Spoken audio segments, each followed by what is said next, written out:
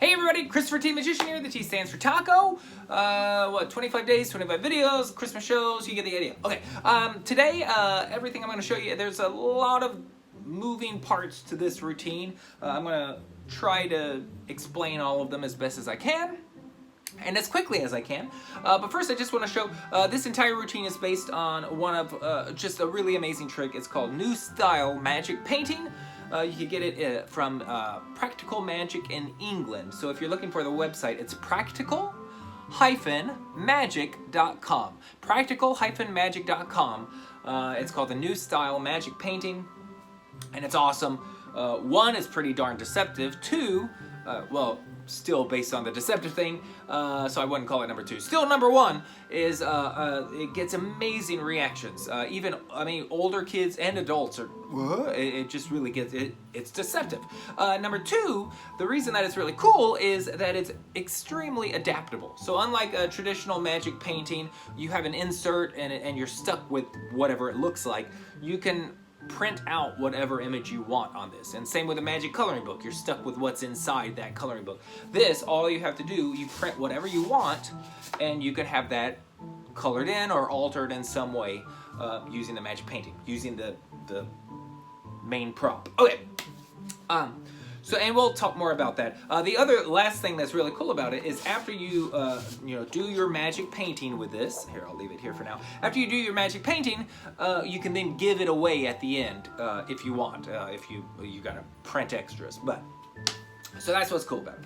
All right, so this is I'll kind of talk you through the routine. But the idea is simple. Every year, my family and I, we have a really great tradition. A few days before Christmas, our whole family gets together and we bake gingerbread cookies. And then we have a little contest to see who can decorate the gingerbread man the best. Well, here's a little secret. I have won every single year, and the reason I win, don't tell my family this, the reason I win is because I decorate my cookies by magic. Yeah. In fact, today I'm going to demonstrate how I can decorate one of these gingerbread men by magic, but to do it, I need somebody to help me. Not only somebody to help me decorate it, but I need somebody to help me choose how I am going to decorate it, to choose what I'm going to make it look like. So I need to get somebody up here. So we invite a child up. And I'm going to stand up to put this in. It's not difficult to put in, but it is definitely difficult to put in if you're sitting down below it. So that goes in just like that. All right. So we get a child up, and then I give the child a pencil, because every good artist signs their artwork. So I'm going to have you sign right here in the middle, but not on the front. That would be silly. You're going to sign here on the back. The reason I do it with a pencil, for a couple reasons. Even if I'm going to give this picture away, I have them sign with a pencil so that they don't mess up my thing that I paid for, this plastic part. Second, the real reason I usually have them write with a pencil is I don't always give away the picture at the end. In this case, I've only printed out one of these. So by doing it with a pencil, I can erase that at the end. All right, so they write their name right there on the back of the picture with a pencil. Right?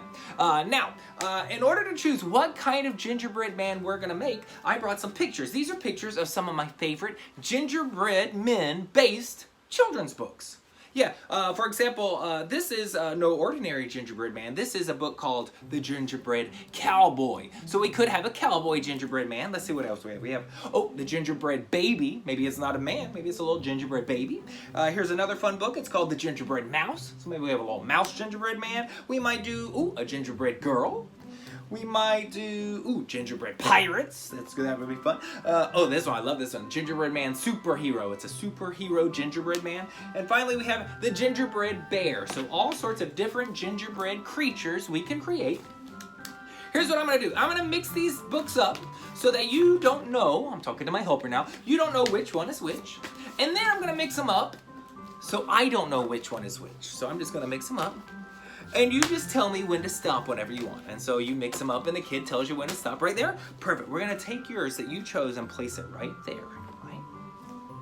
Now, in order to paint our gingerbread man, we're going to need some colors. So I have some colors right here. A little hanky covered in colors. We're going to take these colors. I'm going to poke them in with my hand. And in order to paint with the colors, we need the paintbrush. So I give this to the child and I have him touch the colors and then rub it on the painting. Perfect. And look. Oh, you took some of the colors away. Here, let's try it again. And then, I'm not gonna do it right now, but I have him touch it with the paintbrush and rub it on there, and then we just slowly do this. And every time a little bit of the white, he touches it, rubs it in, we get a little more. Every time a little white appears, it gets a ooh from the kids. Touch that last little bit, rub it right there on the painting, and let's see how we did. Oh, there's a tiny bit more left. Touch it with a paintbrush, rub it on there, and look at that. He made all the colors disappear. Give him a big round of applause. All right, so that was the colors. Now, in order to decorate the gingerbread man, we need the colors. Next thing we need is, the icing. So I have some icing here. We don't need too much, but I'm just gonna, here, let me just get a little icing, just like that. And we're gonna take that icing, touch the paintbrush to it. Perfect. And then rub the icing onto the, we missed some icing. Here, take that, put that on there, put that on the picture. Okay, perfect. And okay, we don't need any more. That's plenty of icing, okay? Here, that'll be fine. Just use that. No. Okay, good. All right. Now, okay, maybe just a little more icing. Take that, put it on there. Perfect. Okay, now we can, that's too much icing. Here, we'll place that in there. Okay. Perfect. And then finally, we need some decorations. That's why I brought, the sprinkles. All right, here's what I'm gonna do. I'm gonna take these sprinkles, I'm gonna place them into my hand. Perfect, that should be plenty. We'll leave the rest of those. And then take that, put the paintbrush, take the sprinkles, perfect, put them over there, and look at that, he made all the sprinkles go into the painting. Now take that paintbrush, wave it like a magic wand, say the special magic words, Merry Taco! And let's see how we did. Well, you chose the gingerbread pirates. Would you like, since you did all the magic, would you like the first look? I always do this with this trick. I always let the child have the first look. So they come and they stand right over here, sort of behind the table. I twist it so that they can see it, but I won't do it now. So basically they stand kind of behind it, and I lift it up and I have them take a look. Because their reaction on their face when it comes out is amazing. And then I finally give it to the child to hold, and I say, will you turn that around for everybody? And look at that. He made a gingerbread pirate. And then finally, for the end, I think it's important to put it back in for some reason. That just is important to me. So the gingerbread man goes back in, and I say, look, I'm going to put this back in the frame. I'm going to take it home. I'm going to put it on display so I can remember little Jimmy here and all of his friends here at the library. Thank you guys so much. All right, so that's our little magic routine with the magic painting and the gingerbread man. So let's go through all the pieces. I'm not going to show how this trick works, but it's great, all right? Even if I did, I mean, it would be hard to make this. It's really cool. But here is what I'm going to tell you. This was, so basically I found a generic gingerbread man image on Google, and I put it on Microsoft Word. And first, when you're setting up your page size on Microsoft Word, you want to set, well, depending, they have a smaller size now, but this is the larger size, which I really like because for bigger shows. But you want to set your page size up to 11 inches wide by 17 inches tall. So 11 by 17. And then you put the image that you want on Microsoft Word and blow it up to the size so it fills the page, right? And then, so that's what I did for the first image. Believe it or not, I switched the images. But I'm not gonna go into all the details on how. Since it's a marketed trick. Anyway, so then I basically took pieces, so I just looked up pirate hat clip art and I inserted that on there and blew it up. I took out like a pirate eye patch. I imported that on there and put that on there. So all of these are just little pieces I found. These other images, this here, all these little pieces of, that was from another gingerbread man picture, which I just cropped those little icing pieces out of from that picture and then inserted it onto here. So these are all just pieces from other pictures that I cropped out and put onto here. On Microsoft Word, Photoshop 2, you have the ability to get rid of the background on images. So you could choose what you want to isolate. So yeah, anyway, that's the idea. So basically I have a one generic brown gingerbread man, and then I have one all decorated up. Now you might say, oh, I can't do all that stuff. Well, it looks just as good to get a piece of poster board, cut it to the right size, and you can just draw a generic black and white gingerbread man, and then you're gonna decorate them, and then you just color them in. It doesn't have to look you know, amazingly professional, like a nice printed one, because theoretically you are coloring it in by magic. So that would work just as well. If I were to do this, I would definitely not be giving this away because that would be tons more work. So you definitely want to use the pencil for that one. All right. So that is the picture. One other thing, so this is not quite 11 by 17. 11 is the perfect width. 17 is a little too tall. It'll go to about here. So you're gonna cut about an inch off. Maybe a half of an inch from the bottom and a half an inch at the top. But you just wanna cut it so it goes down below this line, right? So the real height is more like 11 by 16, 11 by 16 and a half. But to get it printed, the size that you'll be printing is 11 by 17 because that's the normal size other than the traditional paper size. Okay, so that's the painting. Then you can come up with whatever way you want to force this. I happen to be doing this for library shows at Christmas time. So I'm using different Gingerbread Man based books, and I just printed these out on cardstock and mounted them again, magazine board. But you can also just write down, there's a Sammy Smith trick called What's My Job? Every single page has a different occupation, and I think the Force, you flip through, they tell you when to stop, and I think the Force is a fireman. So you can use that trick in conjunction with this and make a fireman, whatever that is, gingerbread man. A fireman, gingerbread man. You can have a deck of cards and just a blank deck of cards and write a different occupation on it. A teacher, a preacher, a fireman, a policeman, all these different occupations, and you could just force the one that you want, the one that you have pre-printed. As for this version, the force that I use is just really easy. So basically when I say I'm gonna move these around so you don't know which is which, I just move it so that the pirates are down at the bottom. And then when I'm going like this, I'm just taking every one that's not the bottom. So this is what it looks like. I'm just moving them around and taking the bottom one, but I'm keeping the bottom one, the pirates, off to the side. So that's it. And it looks messy. I want it to look messy. I want it to look like I'm just sort of like haphazardly tossing them around. But from the front, it looks pretty good. Like I'm just sort of like mixing them up. But all I'm doing is just pulling out the ones right above that bottom picture. Boom. And so whenever they say stop, it doesn't matter. The pirates are always on the bottom. So I just take that and put it right there. All right, so then we have the colors, and I really like this because instead of the colors just disappearing, the colors disappear, but not the silk. So instead of just the silk disappearing, the silk turns white, which is kind of neat visually. And that is just this is a Palmo gimmick, not a Palmo gimmick. What is this? This is just a color changing. What is this called? I don't even know. It's a silk tube, I don't know. A dye tube, that's it. It's a Vernay dye tube. It's kind of bold. Anyway, so you just take this in here. I just hold it like this, so there it is, right there. And then I put that in my hand as I'm tucking it in.